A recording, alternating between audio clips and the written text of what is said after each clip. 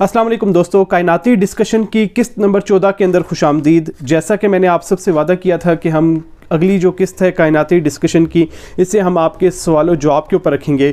तो बिल्कुल उसी वादे को वफा करते हुए आज आपके सामने ये तकरीबन 18 के करीब सवालात हैं। आई थिंक 15 सवालात हैं, बल्कि सॉरी 18 सवालात हैं, जिनको आज हम डिस्कशन का हिस्सा बनाएंगे और इनके बारे में हम बात करेंगे। देखेंगे कि जो हमारे देखने वाले हैं उन्होंने कौन कौन से सवालात भेजे हैं, वो साइंस के बारे में, कायनात के बारे में क्या जानना चाहते हैं। सबसे पहला जो हमें सवाल मौसूल हुआ है वो हुआ है एहसन ट्वीट्स नाम का एक अकाउंट है उनकी तरफ से, कि डार्क एनर्जी और डार्क मैटर में क्या फ़र्क है।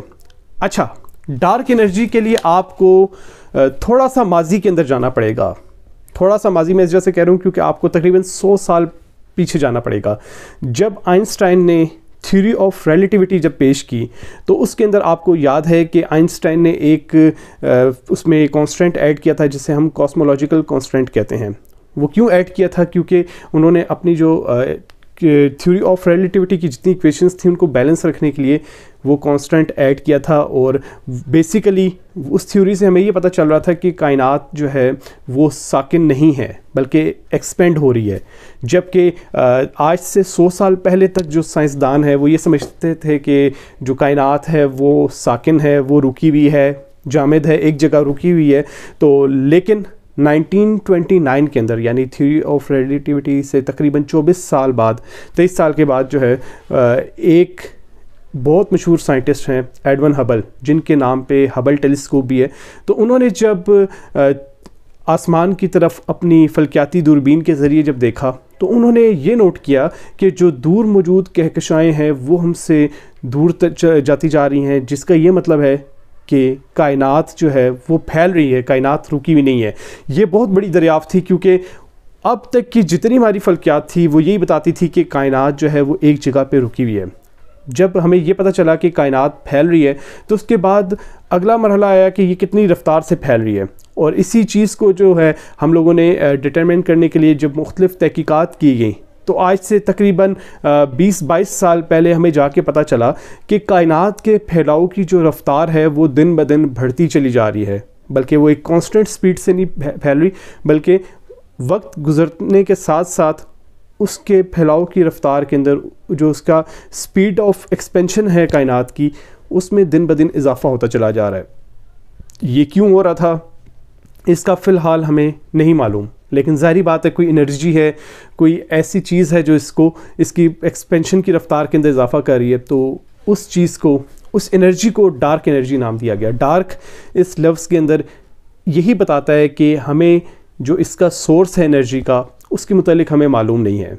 तो डार्क एनर्जी बेसिकली अगर आप पूछा जाए आपसे कि क्या है, तो आप कह सकते हैं कि ये वो एनर्जी है, ये वो क़ुव्वत है जो हमारी कायनात की एक्सपेंशन को जो है तेज़ कर रही है दिन ब दिन। इसी तरीके से इन्होंने जो दूसरा सवाल किया था उसमें ये था कि डार्क मैटर क्या है। अच्छा, डार्क मैटर के मुतालिक आप सबसे पहले ये समझ सकते हैं कि जैसे हमारा सोलर सिस्टम है, इसके अंदर आपको पता है कि जो सूरज से नज़दीक सियारे हैं वो इंतहाई तेज़ रफ्तारी से सूरज के गिर्द घूम रहे हैं। आस्ता आस्ता जैसे हम दूर जाते जाते हैं तो जो सियारों की सूरज के गिर्द घूमने की रफ़्तार है, यानी अपनी जो ऑर्बिट में घूमने की रफ़्तार है सूरज के गिर्द, वो इंतहाई सुस्त होती चली जाती है। और आस्ता आस्ता आपको पता है कि जब हम आहिस्ता हम प्लूटो तक जब पहुंचते हैं तो तकरीबन ये इंतहाई सुस्त रह जाती है रफ़्तार। तो अब हमारा ये ख्याल था कि जब जो कहकशाएँ हैं, आपको पता है कि कहकशाओं के दरमियान में एक ब्लैक होल मौजूद होता है जिसे हम सुपर मैसिव ब्लैक होल कहते हैं। तो सोचा ये गया था कि ये जो सुपर मैसिव ब्लैक होल है, इसके जो करीब सितारे होंगे उनकी जो रफ़्तार है ब्लैक होल के गिर्द घूमने की, यानी एक चक्कर मुकम्मल करने की, वो ज़्यादा तेज़ होगी। और जिस तरह हम दूर जाते जाएंगे तो सितारों की जो रफ़्तार है वो सुस्त होती चली जाएगी। लेकिन आज से तकरीबन 100 साल पहले ये जो सन था वो था 1933 के अंदर। एक स्विट्ज़रलैंड के साइंटिस्ट हैं, उन्होंने जब मुख्तलिफ़ कहकशाओं को जब उन्होंने अपनी टेलीस्कोप के ज़रिए नोट किया तो वो हैरान रह गए कि जो कहकशाओं के दरमियान में मौजूद सितारे हैं उनका जो ऑर्बिट है, उनकी जो ऑर्बिट में जो उनकी वेलोसिटी है, जो उनकी स्पीड है, वो اور جو کناروں پہ موجود ستارے ہیں وہ تقریباً سیم سپیڈ سے یعنی گھوم رہے ہیں. جس طریقے سے آپ فرض کریں کہ ایک پلیٹ کے اوپر آپ مختلف نقطے لگا دیں, اس کے بعد آپ جب پلیٹ کو گھمائیں گے تو تمام نقطے ایک ہی وقت میں چکر مکمل کریں گے. یہ بڑی حیران کن دریافت اس لیے تھی کہ ہمیں نہیں معلوم تھا کہ یہ ایسا کیوں ہو رہا ہے. جب یہ چیز کہکشاؤں کے اندر دیکھی گئی تو اس کے متعلق ہمارے پاس کوئی جواب موجود نہیں تھا کہ ایسا کیوں ہو رہا ہے. اور جب ہم لوگوں نے ایک اور چیز نوٹ کی کہ جب کہکشاؤں کا جو ہے مجموعی میس جب وہ نکالتے ہیں تو وہ زیادہ آتا ہے, جبکہ جو ستارے دکھائی دے رہے ہوتے ہیں وہ کم ہوتے ہیں. اس کا یہ مطلب ہوا کہ کہکشاؤں کے اندر کہیں نہ کہیں کوئی ایسا میٹر موجود ہے, کوئی ایسا مادہ موجود ہے جو ہمیں دکھائی نہیں دے رہا, جو ہمیں نظر نہیں آ رہا. اسی چیز کی بنیاد پہ انہوں نے اس مادے کو ڈارک میٹر نام دیا, کیونکہ ڈارک مطلب یہ بتاتا ہے کہ وہ چیز ہمیں دکھائی نہیں دے رہی. تو یہ بھی ایک بہت بڑی دریافت تھی, اور ابھی تک ہمیں نہیں معلوم ہو پایا کہ ڈارک میٹر دراصل ہے کیا. اسی طرح ڈارک انرجی دراصل ہے کہ ہمیں نہیں معلوم, جس کی وجہ سے ان کے ساتھ یہ ڈارک لفظ جو ہے وہ ابھی تک چلتا آ رہا ہے. اس کے بعد جو ہمیں اگلا سوال موصول ہوا ہے وہ ہمیں مراد خان نام کی ایک آئی ڈی ہے ان کی طرف سے موصول ہوا ہے. اس میں انہوں نے پوچھا ہے کہ کیا کوئی پاکستانی ناسا کو جوائن کر سکتا ہے؟ اسپارکو نے کتنی سیٹلائٹس لانچ کیں؟ اسپارکو کا چاند یا مریخ کے لیے فیوچر پلان کیا ہے؟ کیا کوئی پاکستانی ناسا کو جوائن کر سکتا ہے؟ اس کی اگر ایک شارٹ آنسر دیا جائے تو نہیں ہوگا. وجہ اس کی کیا ہے؟ ناسا کے اندر اگر آپ نے جاب کرنی ہے تو آپ کے پاس امریکن سٹیزن شپ جو ہے وہ ہونا لازمی ہے. یہ ہوتا ہے کہ آپ نے کچھ دیکھا ہوگا کہ پاکستانی سائنٹسٹ ہیں جیسے ڈاکٹر منصور وغیرہ ہیں, تو یہ ناسا کے اندر کام کر رہے ہیں. تو کچھ کیسز ایسے ہوتے ہیں جس کے اندر ریلیکسیشن دی جاتی ہے ناسا کی طرف سے, اور ان کو جو ہے ناسا کے اندر بھرتی کر لیا جاتا ہے. اور بھی کچھ پاکستانی ایسے ہیں, کچھ انڈینز ہیں جو اس میں کام کر رہے ہیں. لیکن کچھ دن پہلے میں نے ایک کمنٹ پڑھا تھا جس کے اندر بتایا گیا تھا کہ شاید ناسا کے اندر انڈینز جو ہیں وہ امریکن سے بھی زیادہ ہے, تو یہ چیز غلط ہے. اگر آپ نے ناسا میں کام کرنا ہے تو آپ کے پاس امریکن سٹیزن شپ ہونا لازمی ہے. اچھا, اب جہاں تک بات ہے اسپارکو کی, اسپارکو کا کیا فیوچر پلان ہے؟ اسپارکو کا جو فیوچر پلان ہے اس کے متعلق کچھ حتمی نہیں کہا جا سکتا. آج سے 2-3 سال تک انہوں نے پلان کر رکھا ہے کہ ایک پاکستانی ایسٹروناٹ کو جو ہے بھیجا جائے گا خلا کے اندر, اور اس کے لیے آئی تھنک کچھ انٹرویوز بھی چل رہے ہیں, اور یہ اس کے لیے پائلٹ ہونا ضروری ہے. یہ چیز ذہن میں آپ نے رکھنا ہے, کیونکہ اگر کوئی پائلٹ نہیں ہے پی ایف کی طرف سے تو وہ پھر جا کے انٹرویو نہیں دے سکتا اس کے لیے.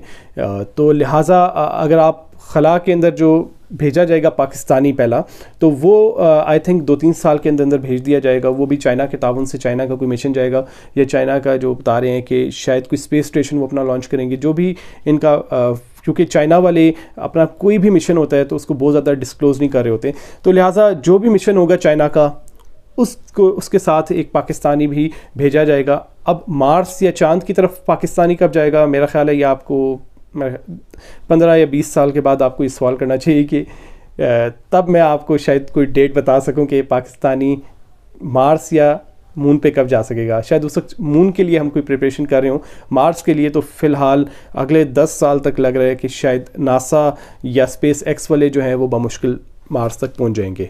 اس کے بعد اگلا جو سوال ہے وہ ہمیں موصول ہوا ہے منصور خان صاحب کی طرف سے. انہوں نے پوچھا ہے کہ شاہزیب بھائی اسپیس ٹائم فیبرک کیا ہے؟ میں نے کچھ سائنسی پیجز پر پڑھا ہے کہ اسپیس ٹائم فیبرک موجود نہیں ہے, اور نہ ہی آئنسٹائن نے اس متعلق کچھ کہا تھا. اگر ایسا ہے تو کچھ گریوٹی کے ماخذ کو کیسے سمجھا جائے گا؟ یعنی گریوٹی کے بارے میں پوچھ رہے ہیں کہ اگر اسپیس ٹائم فیبرک کے متعلق جیسے کہا جاتا ہے کہ کچھ لوگ کہتے ہیں جیسے کوانٹم فزکس والے ہیں یا اسٹرنگ تھیوری والے ہیں, وہ کہتے ہیں کہ بھئی جو گریوٹی ہے وہ گریویٹون کی وجہ سے پروڈیوس ہو رہی ہے. یہ بعد ازاں مختلف ڈائمنشنس کے اندر جو ہے گریوٹی چونکہ سپلٹ ہو جاتی ہے, جس کی وجہ سے اس کا انتہائی کم حصہ ہم ایکسپیرینس کر رہے ہوتے ہیں. تو یہ ایک ان کا کہنا ہے, لیکن یہ چیز ابھی تک ثابت نہیں ہو سکی کیونکہ گریویٹون ہمیں نہیں مل پایا. تو جہاں تک بات ہے کہ اسپیس ٹائم فیبرک کے بارے میں, تو تھیوری آف ریلیٹیوٹی تو کمپلیٹلی بیس ہی اس چیز پہ کر رہی ہے کہ اسپیس ٹائم فیبرک جو ہے وہ کیسے ورک کرتا ہے. اور مجھے نہیں معلوم کہ کس نے یہ کہا ہے کہ آئنسٹائن نے ڈینائی کیا تھا اسپیس ٹائم فیبرک کو. مجھے نہیں لگتا کہ ایسا کچھ تھا. تو یہ جو اسپیس ٹائم فیبرک ہے اس کو آپ ایسے سمجھ سکتے ہیں، اکثر چادر کے طور پہ اس کو سمجھایا جاتا ہے، حالانکہ اگر اس کی جگہ ہم مکڑی کے جالے کی طرح ہم سمجھیں کہ ایک مکڑی کا جالا جس طریقے سے ہے، اسی طریقے سے اسپیس ٹائم فیبرک کائنات کے اندر پھیلا ہوا ہے. تو اس کے اندر جب کوئی چیز آتی ہے تو جس طرح جالے کے اندر جکڑی جاتی ہے، سیم اسی طریقے سے جب کوئی چیز اسپیس ٹائم فیبرک کے اندر آتی ہے تو اسپیس ٹائم فیبرک کے جو جالے ہیں یا جو تانے بانے ہیں ان کے اندر کھچاؤ پیدا ہوتا ہے، جس کو ہم گریوٹی کی صورت میں ایکسپیرینس کر رہے ہوتے ہیں. اور یہ بڑی میرے خیال سے اچھی ایکسپلینیشن ہے گریوٹی کی. گریویٹون ابھی تک چونکہ دریافت نہیں ہوا، جس دن گریویٹون دریافت ہو گیا تو ظاہری بات ہے پھر جو گریوٹی کا ماخذ ہے اسے گریویٹون ہی سمجھا جائے گا. کوانٹم گریوٹی یا اسٹرنگ تھیوری جو ہے وہ اس حوالے سے اگر پریڈکشن کر رہی ہے تو آئی تھنک ہمیں ویٹ کرنا چاہیے. اور اب بہت سے دوست کہیں گے کہ کوانٹم فزکس یا جو ایک اور ہے اسٹرنگ تھیوری یہ کیا ہوتی ہے، اس حوالے سے انشاءاللہ ہم آنے والے وقت کے اندر ویڈیو بنائیں گے. بہت خوبصورت تھیوریز ہیں لیکن چونکہ ابھی تک یہ ثابت نہیں ہو سکی، مشاہداتی طور پہ ثابت نہیں ہے. ہاں کوانٹم فزکس کے کچھ تجربات ہم نے کیے ہیں تو انشاءاللہ آنے والے وقت میں اس کو ڈسکس کریں گے ہم لوگ. اچھا، اس کے بعد منصور خان صاحب کی طرف سے ہی یہ سوال ہے اگلے دو کہ بلیک ہول اور ورم ہول میں کیا فرق ہے، اس کے علاوہ آئنسٹائن کوانٹم فزکس کو کیوں نہیں مانتے تھے. اچھا، اگر دیکھا جائے کہ بلیک ہول اور ورم ہول کیا ہے، یہ ایک مفروضہ ہے ورم ہول کا. بلیک ہول تو ثابت شدہ ہے، ہم لوگوں نے دیکھ بھی لیا ہے، اس کی ہم نے پکچر بھی کھینچ لیا بلیک ہول کی. تو ایک مفروضہ یہ ہے کہ اگر بلیک ہول تمام کا تمام مادہ کھائی جا رہا ہے تو ہو سکتا ہے کائنات کے کسی کونے کے اندر جو بلیک ہول ہے وہ کسی جگہ پہ یہ سارا کا سارا مادہ پھینک بھی رہا ہو. یعنی یہاں سے بلیک ہول کے اندر مادہ کیا، دوسری طرف سے مادہ نکل رہا ہے. تو یہ جو نکل رہا ہے مادہ اسے ہم کہیں گے یہ وائٹ ہول کی جگہ ہے کہ یہاں سے سارے کا سارا جو مادہ ہے جو بلیک ہول کھا رہا ہے وہ نکل رہا ہے. ان دونوں کو ایک ٹنل جوڑتی آپس میں، ٹھیک ہے. اب یہ جو پورا ایک سینیریو بنتا ہے اسے ہم ورم ہول کہتے ہیں. اس کی بات کیوں کی جاتی ہے، اس کی وجہ یہ ہے کہ ہم اکثر دیکھتے ہیں کہ جب ہم کائنات کے متعلق ڈسکشن کر رہے ہوتے ہیں تو ہم یہ کہتے ہیں کہ بھئی یہ جو ہمارا قریب ترین جو ستارہ ہے وہ تقریباً 3 نوری سال دور ہے. یہ کتنا بڑا فاصلہ ہے، یہ اتنا بڑا فاصلہ ہے کہ اگر ہم اپنا جو موجودہ راکٹ ہے ہمارے پاس تیز ترین راکٹ، اس کے ذریعے اگر ہم یہاں سے موو کرنا شروع کریں، یعنی 17 کلومیٹر فی سیکنڈ کی رفتار سے اگر ہم موو کرنا شروع کریں تو اپنے قریب ترین ستارے تک پہنچنے میں ہمیں تقریباً 72,000 سال لگیں گے. تو ہماری کہکشاں کے کنارے تک پہنچنے میں ہمیں تقریباً 4 ارب سال لگ جائیں گے، اور پھر کائنات کے کنارے تک پہنچنا تو ناممکن بات ہے. تو لہٰذا یہ ایک مفروضہ گھڑا جاتا ہے کہ بھئی بلیک ہول وائٹ ہول کو اگر ہم ایک جگہ پہ اکٹھا کر لیں اور درمیان میں کوئی ٹنل تو ہو سکتا ہے کہ ہم بلیک ہول کے اندر جا کے جب وائٹ ہول سے نکلیں تو کائنات کے کسی دوسرے کنارے کے اوپر جا کے ہم نکل آئیں. اور ہو سکتا ہے کہ یہ کوئی شارٹ کٹ راستہ ہو. جیسے میں اکثر بتاتا ہوں کہ یہ جو پیج ہے، اگر اس کے یہاں پہ یہ کنارہ ہے اور یہ کنارہ ہے، اگر ہم کسی طریقے سے اسپیس ٹائم فیبرک کو بینڈ کر دیں، ان دونوں کو بینڈ کریں گے تو یہ دونوں کنارے آپس میں مل گئے تو بلیک ہول اور وائٹ ہول آپس میں یہاں پہ اگر ٹنل کا کام کریں اور ان دو کناروں کو آپس میں کسی طریقے سے ملا کے شارٹ کٹ ایک پیدا کر دیں تو اس کو ہم ورم ہول کہیں گے. اور لیکن یہ ابھی تک تھیوریٹیکلی بات ہے، ابھی تک ہمیں پوری کائنات کے اندر کہیں پہ بھی وائٹ ہول یا ورم ہول نہیں مل پائے. ہاں بلیک ہول ہمیں ملے ہیں، لیکن یاد رہے کہ جو بلیک ہول ہیں شروع میں یہ بھی تھیوریٹیکل چیز ہی تھے، یہ کوئی ہائپوتھیسس کیا گیا تھا اور اس کے بعد یہ اب جا کے ہمیں اس کی پہلی پکچر بھی موصول ہو گئی ہے. اچھا، ان کا جو دوسرا سوال تھا کہ آئنسٹائن کوانٹم فزکس کو کیوں نہیں مانتے تھے، اس کی وجہ یہ ہے کہ ایک تو جو کوانٹم فزکس ہے وہ ابھی نامکمل ہے، آئنسٹائن یہ کہتے تھے. دوسری بات یہ ہے کہ جو نیچرز کے لا ہیں ان کی وہ وضاحت نہیں کر پاتی. بہت سے لاز ایسے ہیں جن کو اگر ہم یہ کہیں کہ وائلیٹ تو نہیں کرتی، لیکن یہ ہے کہ ان کی مطلب ہمیں اس کی ایکسپلینیشن نہیں ملتی. جیسے کوانٹم انٹینگلمنٹ ہے، اس کے علاوہ آپ اگر دیکھیں سپر پوزیشن ہے، اس ٹائپ کے کچھ مظاہر اس کے اندر ایسے ہیں جس کے جب ہم وہ دیکھتے ہیں تو چونکہ ہماری جو میکرو ورلڈ ہے، بڑی ورلڈ ہے، اس کے اندر یہ وہ لاز اپلیکیبل نہیں ہو رہے ہوتے. اس کے علاوہ ہمارے پاس ابھی تک یہ وضاحت موجود نہیں ہے کہ کوانٹم انٹیگلمنٹ کے اندر جو ہے اسپن کیسے متعین ہوتی ہے کسی بھی پارٹیکلز کی.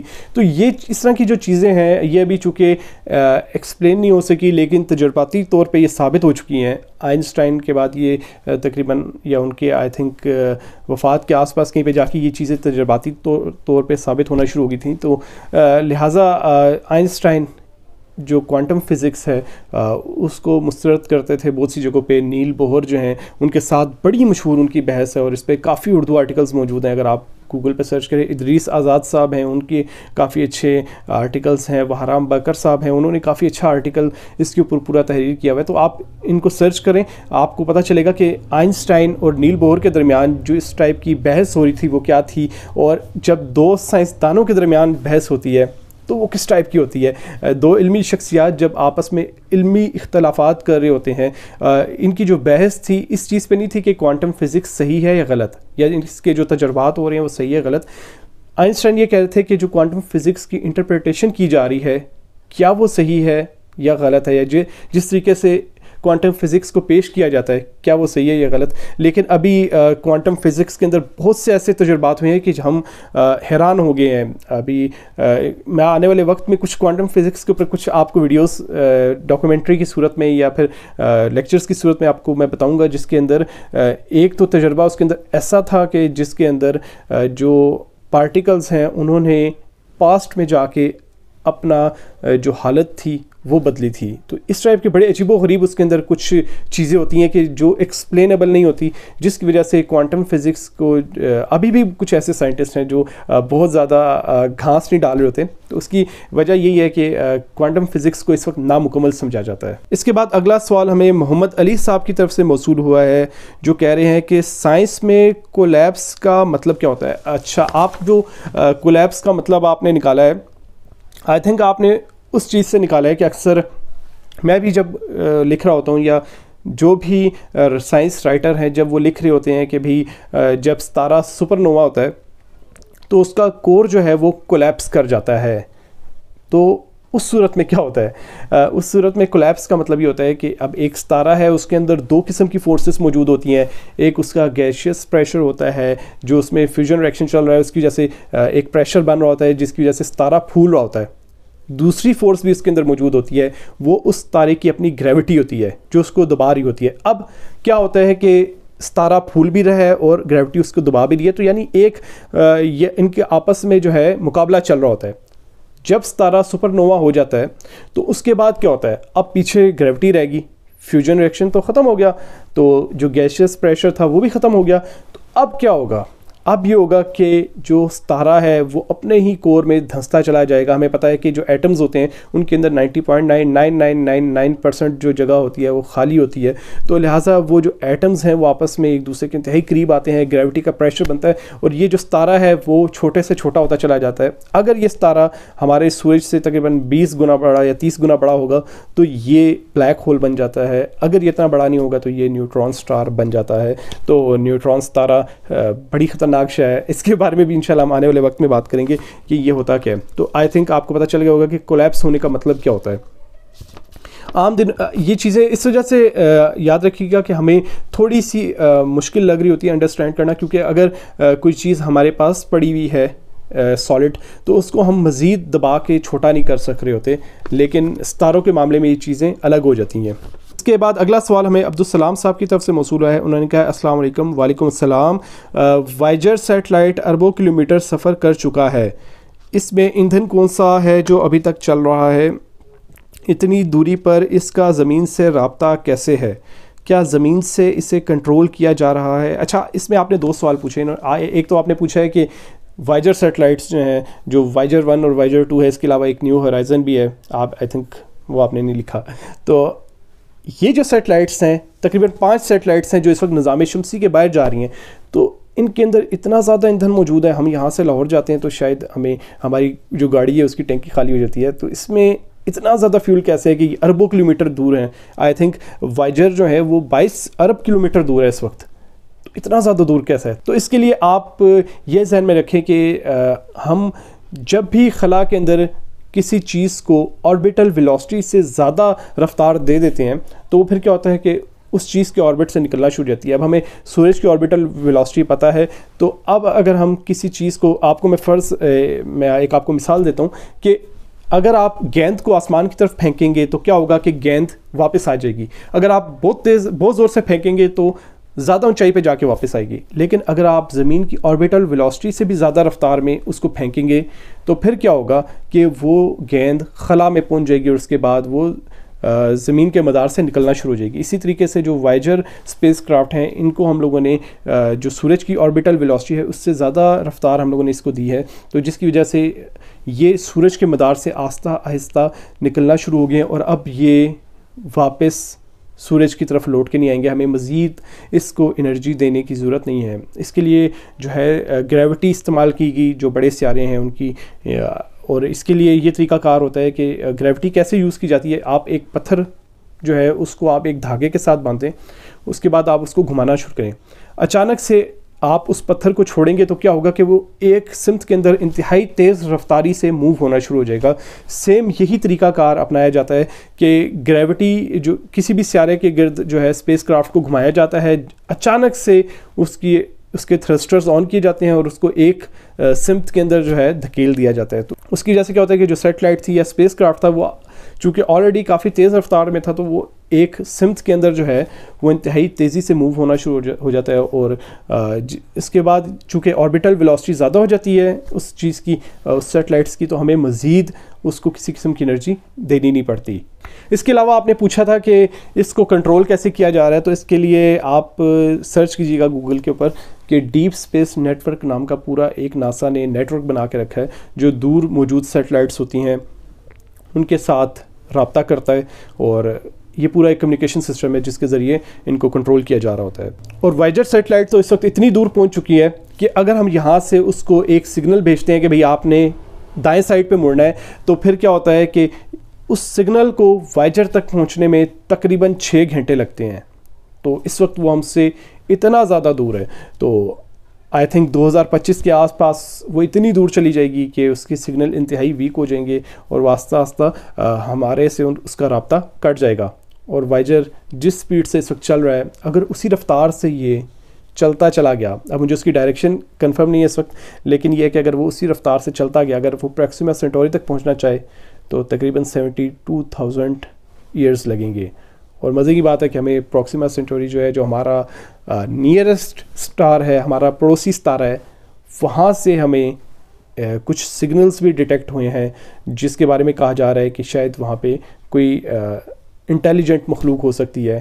ابھی چونکہ اس سگنل کی مسٹری کے متعلق ابھی تک ہمیں معلوم نہیں ہوا, یہ ویڈیو بنانے تک تو خیر ابھی تک وہ کلیئر نہیں ہو پایا کہ وہ سگنل کس چیز کے ہیں, تو جس کی وجہ سے ابھی تک ایک ایکسائٹمنٹ پائی جاتی ہے سائنٹسٹ کے اندر کہ ہو سکتا ہے کہ وہاں پہ کسی قسم کی انٹیلیجنٹ لائف موجود ہو. اگر ہمارے پڑوسی ستارے کے اوپر انٹیلیجنٹ لائف موجود ہے تو اس کا مطلب یہ ہے کہ پھر ہماری جو کہکشاں ہے, کائنات ہے, ہو سکتا ہے کہ ہر ستارے کی گرد کہیں نہ کہیں کوئی لائف موجود ہو, لیکن ہم اسے ڈیٹیکٹ نہ کر پا رہے ہوں. اگر ہمیں لائف مل جاتی ہے کائنات کے اندر, تو کائنات کو دیکھنے کا ہمارا جو زاویہ ہے ہمارے لیے وہی بدل جائے گا. تو خیر بڑے مزے کی گفتگو ہے جب ہم ایلینز کے متعلق بات کر رہے ہوتے ہیں. ابھی پچھلی ویڈیو کے اندر میں نے یہ چیزیں آپ کو کچھ بتائی تھیں. تو یہ جو سگنل ہمیں موصول ہوا تھا پروکسیما سینٹوری کی طرف سے, تو وہ ابھی تک اس کی ہم ڈیکوڈنگ نہیں کر پائے کہ بھئی وہ کس وجہ سے ہوا ہے. ہو سکتا ہے کہ ہمارا ہی کوئی سگنل جو ہے وہ کسی ایٹماسفیئر سے ٹکرا کے واپس آ رہا ہو, لیکن زیادہ چانسز یہ ہیں کہ شاید وہ کسی اور سورس سے آ رہا ہے. اب وہ سورس کیا ہے ابھی تک ہمیں معلوم نہیں ہے. اس کے بعد اگلا سوال ہمیں موصول ہوا ہے حسن بلوچ صاحب کی طرف سے. انہوں نے پوچھا ہے کہ آج کل پرائم منسٹر جو نئی یونیورسٹیز اور ریسرچ سینٹرز بنا رہے ہیں, کیا اس وجہ سے 10 سے 15 سال بعد ہمارا ملک بھی جرمنی, یو کے اور یو ایس جیسے سائنسدان پیدا کرنا شروع کر دے گا؟ یہ جو آپ نے سوال پوچھا ہے, مجھے نہیں معلوم کہ کیا نئی یونیورسٹیز یا کیا نئے ریسرچ سینٹر بن رہے ہیں. میں نے سرچ کیا ہے لیکن مجھے اس لحاظ سے کوئی بہت زیادہ اپڈیٹ نہیں ملی. لیکن یہ ہے کہ اگر ریسرچ سینٹر بن رہے ہیں, نئی یونیورسٹیز بن رہی ہیں, تو اس سے زیادہ اہم یہ چیز ہے کہ یہاں پہ وہ ماحول پیدا کیا جائے کہ ان ریسرچ سینٹرز سے, ان یونیورسٹیز سے پڑھنے والے جو طلباء ہیں وہ یہاں پہ رہ کے ریسرچ کر سکیں. آپ کو پتہ ہے کہ پنجاب یونیورسٹی سے، کراچی یونیورسٹی سے، اسلام آباد اسپیس ٹیکنالوجی کا جو انسٹیٹیوٹ ہے وہاں سے جتنے لوگ پڑھتے ہیں تو وہ عموماً باہر کے ملک جا کے پھر ریسرچ کر رہے ہوتے ہیں. ڈاکٹر نذیر خواجہ ہیں، ڈاکٹر سلمان حمید ہیں، اس کے علاوہ یار جان عبدالصمد ہیں، ڈاکٹر منصور ہیں، اور بھی اس طرح کے کافی زیادہ سائنٹسٹ ہیں جو اس وقت باہر جا کے ریسرچ کر رہے ہیں. ناسا کی طرف سے، یورپین اسپیس ایجنسی کی طرف سے ریسرچ کر رہے ہیں، یا امریکن کالجز کے اندر پڑھا رہے ہیں، لیکن وہ یہاں پہ نہیں پڑھا پا رہے کیونکہ یہاں پہ وہ ماحول نہیں ہے، جس کی وجہ سے اکثر دیکھا جاتا ہے کہ جو یہاں سے جو بھی پڑھتے ہیں وہ اپنی ریسرچ کو کمپلیٹ کرنے کے لیے پھر باہر کے ملک انہیں جانا پڑتا ہے. یہ ایک مجبوری ہوتی ہے ان کی. تو لہٰذا بہتر یہ ہے کہ نئی یونیورسٹیز بنانے سے بہتر یہ ہے کہ یہاں پہ اگر وہ ماحول پیدا کیا جائے، یونیورسٹی کے نظام کو اگر بہتر کر دیا جائے، پڑھائی کے نظام کو بہتر کیا جائے، یہاں پہ ریسرچ سینٹرز ایسے بنائے جائیں کہ جو یہاں پہ پڑھنے والے لوگ ہیں یہاں پہ وہ ریسرچ کر سکیں. آپ کو پتہ ہوگا کہ بلوچستان سے کچھ عرصہ پہلے ایک میٹیورائٹ ملا تھا، اس کے متعلق ایک میں نے ایک انٹرویو بھی ایک میرا جو ہے پبلش ہوا تھا. صادقہ خان نے جو ہے کچھ اس میں پبلش کیا تھا، ایک انٹرنیشنل جو ویب سائٹ ہے اس کے اوپر. تو اس میں یہی چیز ہے کہ یہاں پہ ایک جو ذوب ہے علاقہ، وہاں پہ ایک میٹیورائٹ آ کے گرا، لیکن یہاں پہ کوئی ریسرچ سینٹر ہی موجود نہیں ہے کہ جو اس کے اوپر ریسرچ کرے. وہ پھر کیا ہوا کہ امریکہ کے اندر بلیک مارکیٹ میں فروخت ہوا، پھر وہ امریکہ کی ایک یونیورسٹی کے اندر اس وقت جا کے پڑا ہوا ہے. ٹھیک ہے، تو یہ چیز دیکھنے کی ضرورت ہے کہ اگر ہم ایسے ریسرچ سینٹر بنا دیں، یہاں پہ ہم ماحول بہتر کر دیں ریسرچ کا، تو کسی کو یہاں سے پھر باہر جانے کی ضرورت ہی کیا ہے. اس کے بعد اگلا سوال ہمیں شاہ نواز سولنگی صاحب کی طرف سے موصول ہوا ہے کہ موسم کیسے بنتے ہیں. امپورٹنٹ سوال ہے. انہوں نے میری ایک ویڈیو بھی دیکھی تھی جس کے اندر میں نے بتایا تھا کہ ڈاکومنٹری ویڈیو تھی جس کے اندر بتایا گیا تھا کہ زمین چونکہ اپنے مدار پہ 23 ڈگری جھکی ہوئی ہے، جس کی وجہ سے کیا ہوتا ہے کہ کبھی سردی ہوتی ہے، کبھی گرمی ہوتی ہے. تو اب اگر آپ دیکھیں، وہ کہہ رہے تھے مجھے اس چیز میں سمجھ نہیں آئی، تو اب اگر یہ سورج ہے اور زمین اس طریقے سے جھکی ہوئی ہے تو ظاہری بات ہے یہ جو اوپر والا حصہ ہے یہ سورج کے سامنے ہے اس وقت، تو جس کی وجہ سے کیا ہوگا کہ اس ایریے میں گرمی ہوگی، نیچے کیا ہوگی، ٹھنڈ ہوگی.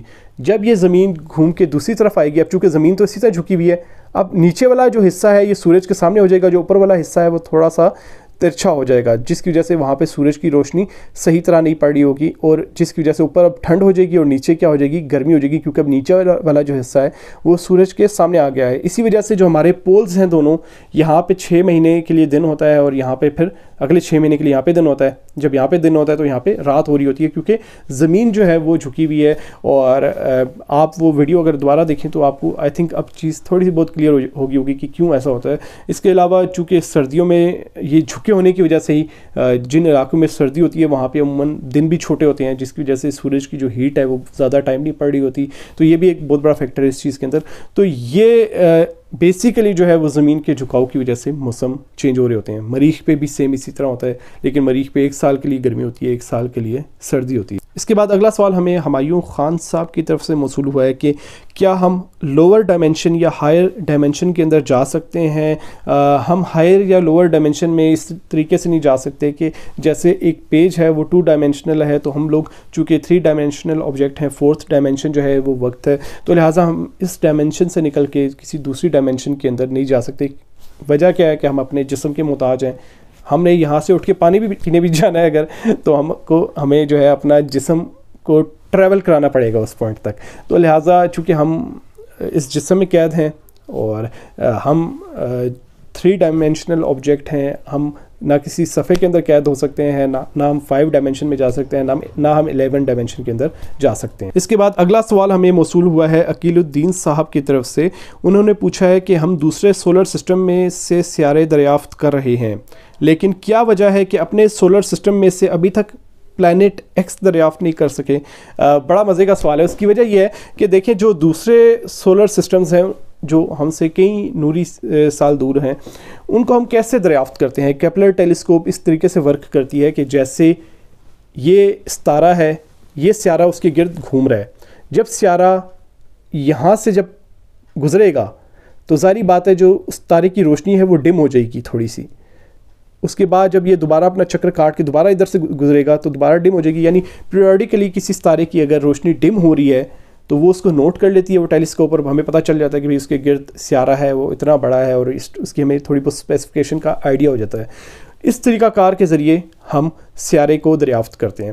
اب اس میں کیا پرابلم ہے، اگر وہ سیارہ اس طریقے سے آربٹ کر رہا ہے اپنے ستارے کو، تو چونکہ اب تو ٹیلیسکوپ اس سائڈ پہ ہے، یہاں سے تو روشنی ستارے کی ڈم نہیں ہو رہی، تو لہٰذا ہم سیارے کو ہم ڈیٹیکٹ نہیں کر پائیں گے اس کے گرد۔ اس کے علاوہ یہ ہوتا ہے کہ جو سیارہ ہوتا ہے، عموماً سیارے اپنے ستارے کو تھوڑا سا کھسکا بھی رہے ہوتے ہیں جب اس کے گرد گھومتے ہیں، یعنی اس کے اوپر گریوٹی اپلائی کر رہے ہوتے ہیں، جس کی وجہ سے ستارہ اس طرح ڈما ڈول ہوتا رہتا ہے۔ اس چیز کو بھی چیک کر کے سیارے جو ہے ان کو دریافت کیا جاتا ہے۔ اب پلانٹ ایکس کے معاملے میں کیا مسئلہ ہے؟ پلانٹ ایکس کے معاملے میں یہ مسئلہ ہے کہ وہ چونکہ سورج اور زمین کے درمیان سے ایک نہیں گزرتا، جس کی وجہ سے ہمیں نہیں معلوم۔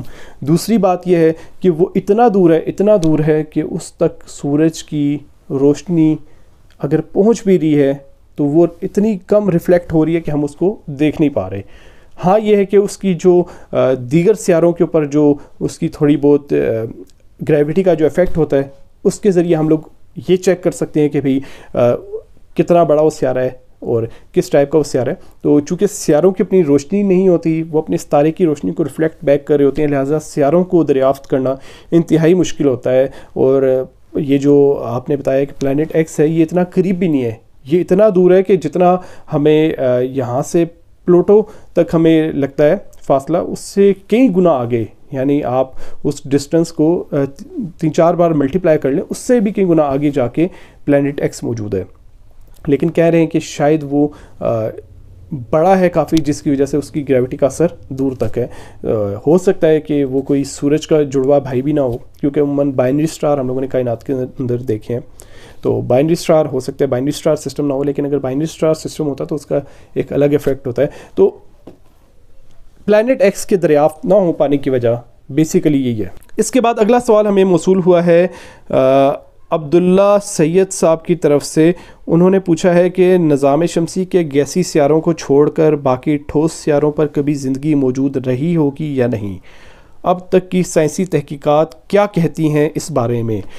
بڑا مزے کا سوال ہے، کیونکہ آپ کو یاد ہوگا کہ میں نے پوری ایک سائنسی گفتگو کی ایک ایپیسوڈ اس چیز پہ بنائی ہوئی ہے کہ مریخ کے اوپر زندگی موجود تھی، مطلب یہ لگتا ہے سائنٹسٹ کو، اور ہو سکتا ہے کہ مریخ سے وہ زندگی زمین پر شفٹ ہوئی ہو بوریالس امپیکٹ کے نتیجے میں۔ تو جب ہم کہتے ہیں کہ کیا کبھی پہلے زندگی موجود تھی، تو دو سیارے ہیں، ایک سیارہ زہرہ ہے اور ایک سیارہ مریخ ہے۔ ان دو کے بارے میں ہمارا گمان ہے کہ یہ پہلے زمین جیسے سیارے تھے، لیکن بعد ازاں ان کی شیپ اس حد تک چینج ہو چکی ہے کہ اب وہاں پہ لائف ایگزسٹ ہی نہیں کر سکتی۔ تو مریخ کے بارے میں کیوں کہا جاتا ہے کہ لائف وہاں پہ موجود تھی، تو اس کے متعلق پوری ایک ایپیسوڈ موجود ہے سائنسی گفتگو کی، جبکہ سیارہ زہرہ کے متعلق انشاءاللہ میں آنے والے وقت میں ایک ایپیسوڈ بناؤں گا کہ وہاں پہ کیسے زمین جیسا ماحول موجود تھا۔ اور پھر ایک بہت بھیانک واقعہ ہوا تھا کہ ایک بہت بڑا سیارہ آ کے اس سے ٹکرایا تھا، سیارہ زہرہ سے، وینس پلانٹ سے، جس کی وجہ سے وہ الٹا گھومنا شروع ہو گیا۔ یہ ایک تھیوری ہے کہ ایسا ہوا ہوگا، جس کے نتیجے میں اگر وہاں پہ کوئی لائف موجود تھی تو شاید ہو سکتا ہے کہ وہ ختم ہو گئی ہو۔ تو اس کے اوپر انشاءاللہ ہم پوری ایک ویڈیو بنائیں گے، اس میں ہم مختلف اسپیکٹس سے اس چیز کو دیکھیں گے کہ وہاں پہ لائف کیوں ہونی چاہیے، اور اگر ہوگی تو کیسے ختم ہوئی ہوگی، جیسے ہم نے مریخ کے بارے میں ایک ایپیسوڈ کے اندر لوگوں نے دیکھا ہے۔ اس کے بعد اگلا سوال ہے صبغت اللہ کوسو کی طرف سے۔ انہوں نے پوچھا ہے کہ اگر ہم کسی بھی چیز کو خلا میں رکھیں تو اس کی رفتار اور مومنٹم کیا ہوگا؟ آپ کی اسکرین کے اوپر اس وقت ایک فارمولا آ رہا ہوگا، تو یہ آربیٹل ویلوسٹی کا فارمولا ہے۔ جب کوئی چیز کسی بھی چیز کے آربٹ کے اندر موجود ہوتی ہے، اس کے کچھ فاصلے پہ موجود ہوگی، تو آپ اس فارمولے کے ذریعے آپ معلوم کر سکتے ہیں کہ اس چیز کی کیا رفتار ہوگی۔ بالفرض مثلا یہ ہے کہ جس طریقے سے عالمی خلائی اسٹیشن زمین کے گرد گھوم رہا ہے، اب کوئی اگر ایسٹروناٹ عالمی خلائی اسٹیشن سے الگ ہو جاتا ہے تو اس کی کیا ویلوسٹی ہوگی زمین کے گرد، یا کیا سپیڈ ہوگی، آپ اس فارمولے کے ذریعے معلوم کر سکتے ہیں۔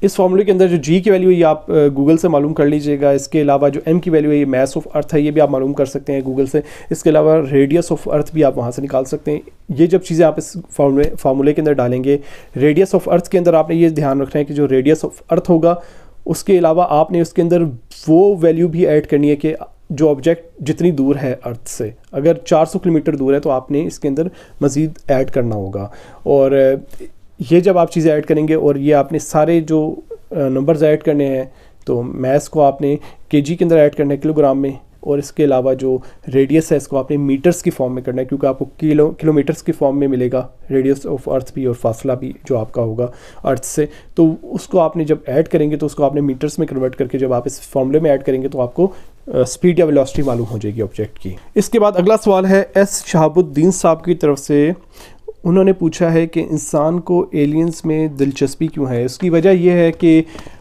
ہم خود جاندار ہیں، اب ہم اتنی بڑی کائنات کے اندر قید ہیں تو ہمیں ہضم نہیں ہو رہا کہ بھئی ہم اکیلے کیوں ہیں، ٹھیک ہے؟ ہمیں لگتا ہے کہ یار جس طریقے سے زمین پہ لائف شروع ہوئی تو بقایا سیاروں پہ بھی وہ ہونی چاہیے۔